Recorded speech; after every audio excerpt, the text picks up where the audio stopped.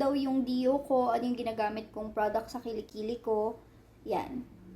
Papakita ko siya ngayon. So, ito yung dalawang products na ginagamit ko. Una is yung The Ordinary Glycolic Acid, 7% toning solution.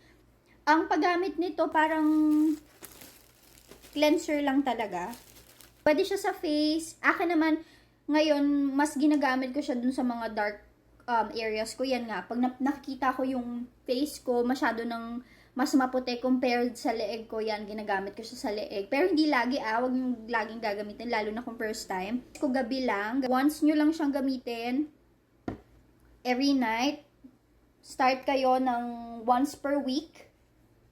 Yan, ganyan ko lang siya ginagawa. Matutuwa kayo dito kasi kahit bagong ligo kayo, na parang sobrang linis, feeling nyo ang linis-linis na ng katawan nyo, pagka ginamit nyo siya, ayan nakikita nyo, hindi ko siya kinukuskus ng sobrang kudkod.